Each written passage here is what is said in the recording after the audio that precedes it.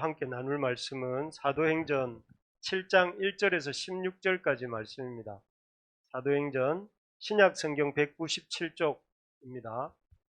찾으셔서 저랑 한 절씩 이렇게 읽도록 하겠습니다. 사도행전 7장 1절에서 16절 신약성경 197쪽입니다. 찾으셨으면 제가 먼저 한 절 읽도록 하겠습니다. 대제사장이 이르되 이것이 사실이냐?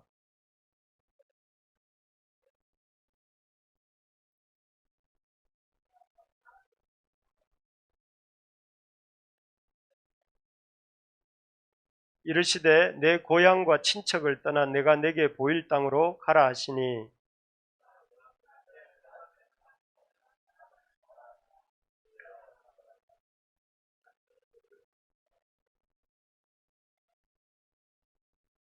그러나 여기서 발붙일 만한 땅도 유업으로 주지 아니하시고 다만 이 땅을 아직 자식도 없는 그와 그의 후손에게 소유로 주신다고 약속하셨으며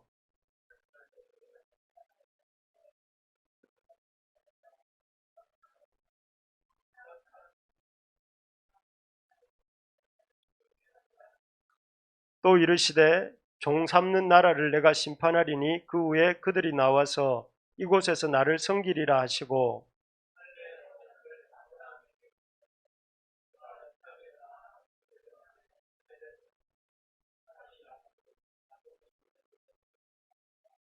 여러 조상이 요셉을 시기하여 애굽에 팔았더니 하나님이 그와 함께 계셔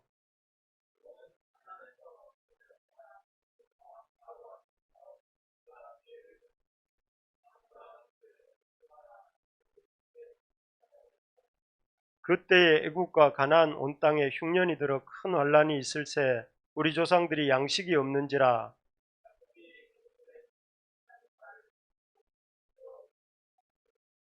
또 제차 보냄에 요셉이 자기 형제들에게 알려지게 되고 또 요셉의 친족이 바로에게 드러나게 되니라.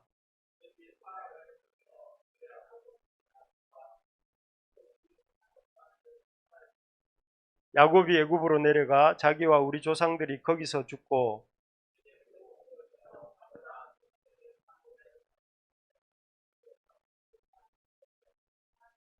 아멘. 내가 내게 보일 땅으로 가라 이런 제목으로 말씀을 나누겠습니다. 우리 2주 전에 사도행전 말씀 봤지요. 지난주는 맥주절로 보냈고 우리 수영이 하빈이 2주 전에 말씀이 뭐였는지 기억나는 사람, 우리 어린이들이 제일 기억력이 좋으니까 기억을 스데반이 얼굴이 천사와 같았더라 기억나시죠? 지금 이 본문은 사실은 그 본문에 이어서 스데반의 얼굴이 천사처럼 바뀐 그 본문에 이어서 이제 스데반이 죽음을 앞두고 오늘 이 7장 본문 마지막에 가면 스데반이 돌에 맞아 순교하잖아요. 순교하기 전에 이 스데반의 설교가 등장하는 본문입니다. 스데반의 제목이 뭐였을까요? 스데반을 사람들이 지금 죽이려고 하는데 제목, 죄의 어떤 이유가 이 사람을 죽이려고 하는 이유는 이거였습니다.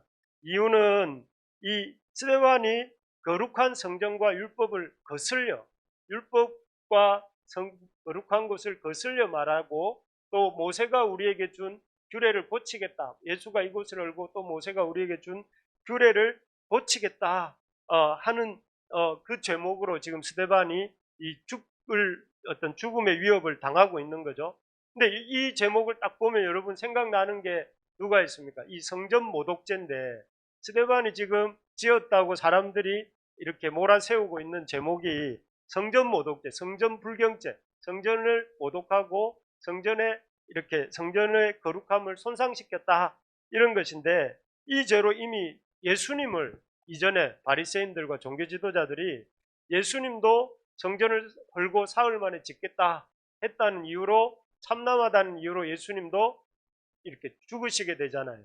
그런 것처럼 지금 스데반도 똑같이 그런 제목으로 이렇게 이 죽을 위기에 이제 죽음을 당할 만한 그런 상황에 놓여 있습니다. 그런데 이 스데반은 이렇게 오늘 본문을 이제 한 몇 주에 걸쳐서 보게 될 수도 있는데 7장 50절까지 자신의 어떤 입장에 대해서 아주 이렇게 길게 설명을 합니다. 그래 아주 당황하지 않고 조리 있게 논리적으로 그들이 어떤 스데반을 고소한 제목이 왜 틀렸는지 하는 것들을 설명을 합니다. 그래서 오늘은 그 중에서도 이제 아브라함과 요셉의 이야기, 창세기에 나오는 아브라함과 요셉의 이야기를 들면서 진짜로 거룩한 게 무엇인가? 이 사람들이 거룩한 곳을 거슬렀다 이렇게 말을 했지만 진짜 거룩한 건 뭔가? 진짜 거룩한 것이 무엇인지, 거룩한 성전이 거룩한 것인지, 성전이 있는 예루살렘이 거룩한 것인지, 아니면 정말 거룩한 것은 무엇인지, 또 진짜로 거룩한 땅이 무엇인지를 이제 이 아브라함과 요셉을 이야기를 등장시키면서 설명을 합니다. 근데 이 스데반의 그런 어떤 그 요지, 이 아브라함과 요셉을 통해서 말하려고 하는 요지는 거룩은 하나님이 말씀하시는 거룩함이란 특정한 장소에 이렇게 구애받지 않는다, 제한받지 않는다 하는 것이죠. 여러분, 당시 이스라엘 사람들이 제일 거룩하게 생각하던 곳이 어디였을까요? 예, 예루살렘입니다. 그럼 예루살렘 중에서도 어디를 제일 거룩하게 생각했을까요? 예, 성전. 성전의 성자가 거룩할 성자 아닙니까? 그죠? 성전을 제일 거룩하게 생각을 했습니다. 그래서 예수님이 성전을 청결케 하신다고 성전 정화 사건을 일으키니까 예수님도 돌아가실 때 죄목이 뭐였냐면은 성전을 이렇게 더럽혔다. 그리고 성전을 헐고 사흘 만에 짓는다. 이런 죄로 이렇게 돌아가셨죠. 그래서 이스라엘 사람들은 거룩한 곳은 예루살렘밖에 없고 성전 예루살렘 바깥에서는 하나님 역사는 절대 일어나지 않는다. 그래서 심지어 이 이스라엘 사람이 아닌 이방인들은 다 뭐라고 얘기했냐면 지옥의 땔감이다. 아주 이렇게 쓸모없는 인간들이다. 이렇게 생각을 하고 있었습니다. 그러면서 이렇게 아주 예루살렘 중심의 거룩한 땅은 예루살렘뿐이고 성전뿐이라는 그 인식이 깊이 박혀 있었는데 그 인식에 대해서 스데반이 먼저 아브라함을 통해서 얘기를 합니다. 제일 먼저 아브라함이 하면서 스데반이 시작하죠.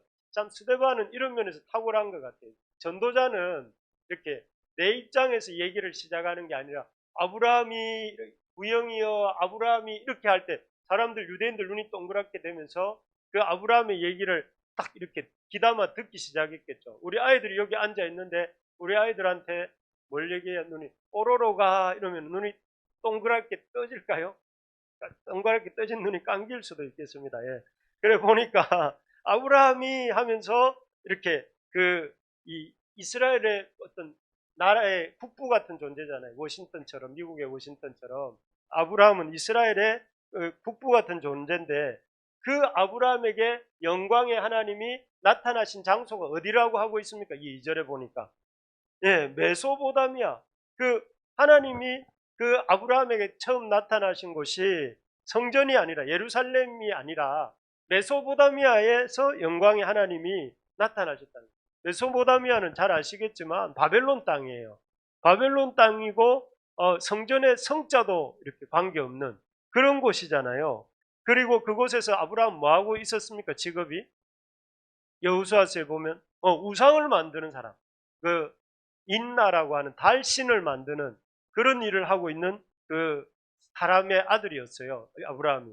그러니까 어떻게 보면 이 아브라함은 전혀 거룩하지 못한 땅에서 거룩하지 못한 일을 하면서 살고 있었던 아브라함에게 누가 나타나셨냐면은 영광의 하나님이 그에게 나타나셨다. 이렇게 말씀하고 있죠. 그래서 그에게 나타나셔서 하신 일이 뭐냐면은 내 고향과 친척을 떠나 내가 내게 보일 땅으로 가라. 이렇게 말씀하셨는데 여기서 이 스데반은 하나님께서는 예루살렘 성전에서만 일하시는 분이 아니고 또 예루살렘 성전만이 거룩한 땅이 아니고 메소보다미아도 하나님이 나타나셔서 일하시는 곳이면 그 어디라도 거룩한 땅이다. 거룩한 어떤 장소다 하는 것을 보여주시는 것이죠. 그리고 두 번째로 이렇게 예루살렘 성전만이 거룩하고 또 예루살렘에서만 거룩한 일이 일어날 수 있다고 생각하는 이 생각을 이렇게 깨기 위해서 등장시키는 인물이 누굽니까? 요셉입니다. 요셉은 잘 알겠지만 요셉이 우리 하빈이가 성경을 제일 많이 하니까 하빈아 요셉이 은 몇 개 팔려갔지? 역시 20개 팔려갑니다. 은 20개. 원래는 은 30개가 정상 노예 가격인데 이 요셉은 어렸기 때문에 20개 팔렸다고 해요. 다 큰 아이가 아니었기 때문에 17살쯤 되었으니까. 그래서 은 20개에 팔려갑니다. 팔려갔을 때에 어떻게 보면 굉장히 여기 등장하는 단어가 이 7장 9절에서 16절까지가 요셉에 대한 이야기인데 이 요셉의 이야기 본문에서 애굽이라는 단어가 6번이 나옵니다. 여러분 구약 성경에서 애굽은 뭘 상징하는지 아시죠? 세상을 상징합니다. 그러니까 요셉의 이야기 속에 9절부터 16절까지 해서 이렇게 애굽 하면서 이렇게 6번이나 등장하고 있는 것은 여기 이 구절에서도 몇 개 나오잖아요. 애굽에 팔았다. 애굽 왕 바로가 나오고 애굽과 자기 온 집의 통치자로 세웠다. 애굽이라는 이야기가 계속 등장하는데 이것은 요셉이 완전히 그 애굽에 속한 애굽의 인생이 되었음을 보여주는 거예요. 그러니까 요셉은 거룩한 땅에 있었던 것이 아니고 거룩한 성전에 있었던 것이 아니고 요셉은 애굽 땅에 세상 속에 세상의 삶을 살아가는 그런 사람이 된 것입니다. 그래서 거룩함과는 너희들이 말하는 그런 이스라엘 백성들이 말하는 거룩함, 거룩한 성전, 거룩한 예루살렘 하고는 1도 상관없는 삶의 어떤 터전에서 살았던 사람이 요셉이다 하면서 그 요셉에게 그런데 어떤 일이 일어났다는 거예요. 우리 9절 한번 같이 읽어볼까요? 시작. 여러 조상이 요셉을 시기하여 애굽에 팔았더니 하나님이 그와 함께 계셔. 원래 논리대로라면 이스라엘 사람들의 논리대로라면 여기에 없어야 되는 단어가 뭐예요? 하나님이란 단어가 없어야 되죠. 하나님이 그와 함께 계시면 안 되잖아. 거룩한 곳은 예루살렘이고 예루살렘 성전에만 주님이 일하신다고 했으니 이 하나님이 그와 함께 계시면 안 되는데 하나님 거기 계실 뿐만 아니라 모든 환란에서 요셉을 건져내셨다고 했고 애굽 왕 바로 앞에서 요셉에게 은총과 지혜를 주셨다고 했고 애굽에서 요셉을 그 애굽의 통치자가 되게 세웠다고 이렇게 말씀하세요. 그러니까 이 말을 통해서 스데반은 너희들 생각이 다 틀렸다. 너희들은 이 땅에만 이 예루살렘 땅에만 예루살렘 성전에만 하나님이 일하신다라고 말을 하지만 전혀 아니라는 거죠. 하나님은 결코 예루살렘 성전이나 또는 그 예루살렘 땅에만 국한되는 분이 아니고 하나님은 메소포타미아든지 애굽이든지 어디든지 당신이 일하시고 싶어 하시는 곳에서는 일하실 수 있는 분이 하나님이시고 그 하나님이 일하시는 곳이 거룩한 곳이라는 거예요. 그러니까 우리가 오늘날 우리도 사실 이 예루살렘 사람들처럼 그런 생각을 하고 사는 고정관념을 갖고 있습니다. 그래서 거룩한 곳이 따로 있고 거룩한 역사는 따로 있고 이렇게 생각을 하는데 그래서 딱 우리 하나님의 역사를 제한하고 그 제한된 장소만을 이렇게 생각하는 고정관념이 있는데 그래서 여러분 생각할 때 이 시대에 하나님이 역사를 하시면 어디서 역사하실 것 같습니까?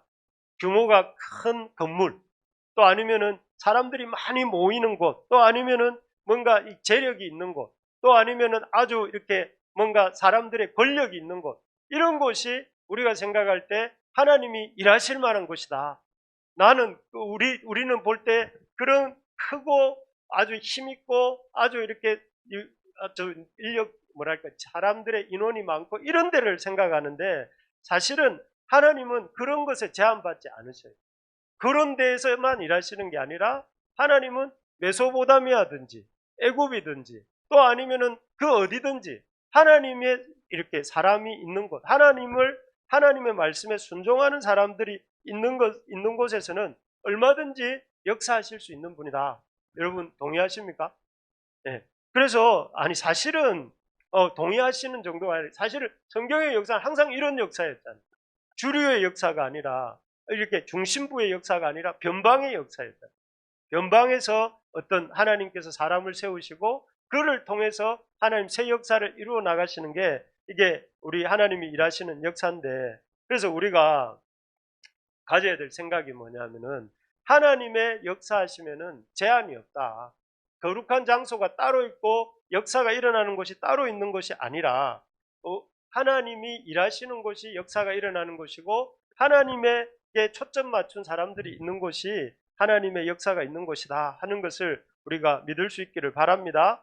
그래서 진정한 거룩은 예루살렘에 있는 성전에서만 일어나는 것이 거룩이 아니고 하나님이 계시고 하나님이 일하시는 곳이 거룩한 곳이고 그곳이 하나님의 역사가 있는 곳이다 하는 것을 우리가 기억하면서 참 하나님께 초점을 맞추는 우리가 되기를 소망합니다. 그래서 여기 우리 증인 아트홀에 우리가 이렇게 우리 요 무대 세팅을 하니까 옛날에 저희 처음 왔을 때 그 기억에 이 무대에 있었지 않습니까? 그때 그 무대가 생각이 나고 야 옛날 생각나네. 오늘 아침에 제가 그랬습니다. 옛날도 아니지만 불과 얼마 전인데 그때 우리 이렇게 이곳이 다른 사람들이 보는데 어떨지 몰라도 이곳이 거룩한 곳 아니겠습니까? 그죠? 예배자들이 있고 하나님이 계시고 하나님이 임재하신 이곳이 거룩한 곳이잖아요. 그래서 여러분 어디를 가든지 하나님께 초점 맞추는 우리 부르심의 성도님들 되시기를 주님의 이름으로 축복합니다. 그래서 어떻게 하면 그래서 스데반은 이 아브라함과 요셉을 통해서 진짜 거룩이 뭔가 하는 것을 보여준 다음에 우리가 그러면 어떻게 거룩한 하나님과 동행하는 거룩한 하나님의 백성의 삶을 살 수 있는가 하는 것을 보여줍니다. 그래서 이제 첫 번째로 이 두 분의 아브라함과 요셉을 통해서 그 거룩하신 하나님, 공간의 제한을 받지 않으시고 일하시는 하나님과 동행하는 삶을 어떻게 사는가. 제일 먼저 등장한 인물이 아까 아브라함이었습니다. 아브라함을 통해서 거룩이 뭔가, 진짜 거룩은 뭔가 우리 한번 읽어볼까요? 시작. 말씀에 대한 온전한 순종. 여기 3절을 우리 한번 우리 성경 펼쳐두신 성경 3절을 한번 읽어봅시다. 성경 펴두신 분들은 우리 7장 3절 같이 한번 읽어볼까요? 시작. 이르시되 내 고향과 친척을 떠나 내가 내게 보일 땅으로 가라 하시니 내가 내게 보일 땅으로 가라. 그래서 오늘 제목을 이걸로 잡았는데요. 이 내가는 누굽니까? 하나님이 내게 아브라함이죠. 보일 땅으로 가라 했는데 이때 아브라함이 부름받을 때 나이가 몇인지 아시는 분? 예, 이 9절에 나왔죠. 75세입니다. 75세였고 그러면 사라는 몇 살이었을까요? 10살 적었으니까 65세입니다. 그런데 뭐 그 당시 사람들은 지금보다 오래 살았기 때문에 좀 이렇게 지금의 나이 개념은 아니겠지만 그래도 적은 나이는 아니었던 것 같아요. 그런 이 적지 않은 나이에 이들은 또 아이가 없었죠. 아이가 없었기 때문에 사실은 그 일가 친척 아비집을 떠나기가 쉽지 않은, 왜냐하면 당시에는 노후가 자녀들이 노후를 책임졌는데 자녀가 없으면 그 친척이라도 있어야 노후가 이렇게 든든하잖아요. 그런데 지금 그 중년 이상이 된 아브라함과 사라에게 내가 내게 보일 땅으로 가라 이렇게 말씀하실 때에 참 그리고 또 하나님이 갈 때에 어디로 가라 이런 것도 아니고 보일 땅으로 내가 내게 보일 땅으로 가라 이러셨잖아요. 그 나중에 보면 알지만 그 땅이 어디인지 딱 지명해서 보내지 않으셨단 말이죠. 그래서 창세기 12장에 보면 그런 하나님의 말씀 앞에 아브라함이 어떻게 반응을 하는가 하면 우리 4절을 한번 읽어볼까요? 4절입니다. 시작. 이에 아브라함이 여호와의 말씀을 따라갔고 롯도 그와 함께 갔으며 아브라함이 하란을 떠날 때에 75세였더라. 여기 보면 아브라함이 뭘 따라갔다고 되어 있습니까? 자기 생각을 따라서 간 게 아니고 여호와의 말씀을 따라갔다. 자기 생각으로는 떠나면 안 돼요. 왜냐하면 지금 이 노후가 여기에 있단 말이에요. 그리고 자기가 떠나면 안 돼. 왜? 이곳이 자기가 그동안 잔뼈가 굵은 곳인데 이곳을 떠나고 또 주님이 어디로 가라는지도 잘 몰라요. 만약에 우리가 아브라함의 입장이었으면 우리도 아브라함처럼 이렇게 갈지 말지를 망설일 수 있는 그런 상황인데 그럼에도 불구하고 여기 보면 아브라함이 여호와의 말씀을 따라갔고 이것이 아브라함이 보여준 믿음이고 거룩의 모습이라는 것이죠. 그래서 결국은 형편도 되지 않는데 떠날 만한 형편이 아니었음에도 불구하고 여호와를 신뢰함으로 여호와의 말씀을 따라서 가는 태도, 이게 바로 거룩이라는 거죠. 거룩은 무엇입니까? 거룩은 다른 것이 아니라 하나님 말씀에 온전한 순종을 하는 게 거룩이라는 것입니다. 그래서 그 약속하신 말씀을 여기 보면 나중에 아브라함이 이 사도행전 7장에 다시 돌아와서 보면 이 땅으로 왔어요. 가나안 땅에 왔지만 그곳에서 발붙일 만한 땅도 유업으로 주지 아니하시고 이 땅을 아직 자식도 없었을 그때에도 아브라함이 여호와를 믿었다고 되어 있거든요. 이런 것들이 바로 거룩이고 그런 삶, 그러니까 하나님을 이렇게 온전하게 신뢰하는 것, 하나님을 믿는 것이 그 하나님에 대한 신뢰로 순종하는 것이 거룩이라는 것이죠. 그리고 두 번째로 보면 요셉이 등장합니다. 요셉은 하나님을 여기 보면 여호와 하나님을 절대적으로 신뢰하는, 요셉도 앞에서 말씀드린 것처럼 이 17의 나의 형들에 의해서 이렇게 팔리잖아요.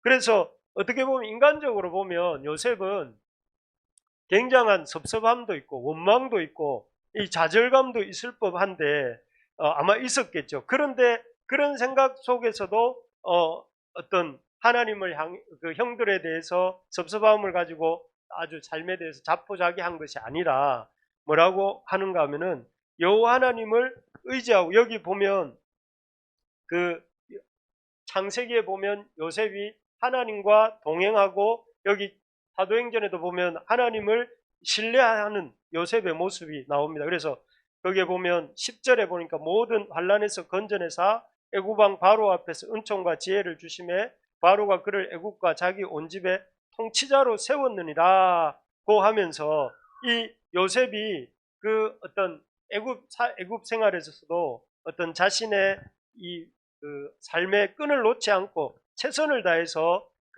임했고, 우리가 아는 것처럼 그 감옥에서도 또 이렇게 그 바로 앞에서도 자신의 이런 그 삶을, 믿음을 드러내잖아요. 그리고 여호와와 동행함으로써 요셉이 하나님 앞에서 이런 또 바로 앞에서 인정을 받고 애굽의 통치자가 되는 이런 장면이 나옵니다. 그래서 이 요셉이 보여주는 것은 여호와 하나님을 절대적으로 신뢰하는 모습. 그래서 하나님, 내가 볼 때는 내 인생이 어떻게 풀려가는지 잘 모르겠지만, 그러나 하나님의 그 섭리 속에서 내 인생이 그 합력하여 선을 이루실 것이라고 믿는 마음, 이게 그런 어떤 하나님의 섭리를 믿는, 하나님에 대한 온전한 신뢰가 거룩이라는 것이죠. 그래서 이 두 가지 아브라함과 요셉의 경우를 보면서 우리가 이제 생각할 것이 무엇이냐면, 우리가 있는 곳이 메소포타미아이건 아니면 애굽이건 21세기 한국의 부산 땅이건 상관없이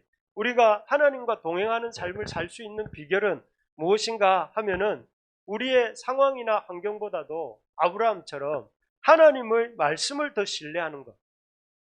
내 상황과 환경은 여기를 떠나는 것이 아닌 것 같고, 내 상황과 환경은 이 상황 속에서 머무는 것이 옳을 것 같지만, 그럼에도 불구하고 하나님 말씀이 가라고 할 때에 그 하나님 말씀에 대해서 온전히 순종하는 것, 이것이 거룩이고, 또 우리의 상황은 아주 이렇게 열악해지고 어려워지고 있음에도 불구하고 모든 것을 합력하여 선을 이루실 하나님을 절대적으로 신뢰하는 것. 그래서 내 삶 속에 일어나는 이 상황들에도 불구하고 낙심하지 않고 내가 해야 할 일들을 해나가는 삶을 사는 것이 거룩이다 하는 것을 우리가 이렇게 붙들 수 있기를 바랍니다. 예, 오늘 말씀을 마무리하겠습니다. 아주 오늘 일찍 마치는 것 같지만, 우리가 하나님께서 이 어떤 진짜 거룩이 무엇인가, 그 하나님의 거룩은 이 어떤 장소에 국한되는 게 아니다. 그리고 하나님의 거룩하심은 이 어떤 그 사람들의 조직이나 어떤 전통에 의해 좌우되는 것이 아니라, 하나님이 원하시면 메소포타미아 땅에서도 또 이렇게 애굽 땅에서도 일하실 수 있는 분이 하나님이시다는 것이죠. 그리고 이 하나님을 하나님과 동행하는 거룩한 삶이 무엇인가 하면, 자기의 상황이나 환경보다도 하나님과 하나님의 말씀을 믿고 신뢰하는 사람들을 통해 그런 신뢰가 거룩이고, 그런 사람들을 통해 하나님이 일하신다 하는 것입니다. 그래서 우리가 다른 것보다 거룩을 제한하지 말고 하나님의 거룩하심의 역사를 우리가 한정짓지 말고 우리의 삶 속에서 일하시는 그 하나님께 초점을 맞추면 아브라함처럼 또 요셉처럼 그 하나님에 대해서 온전한 순종과 신뢰를 드릴 수 있는 우리 모두가 될 수 있기를 바랍니다.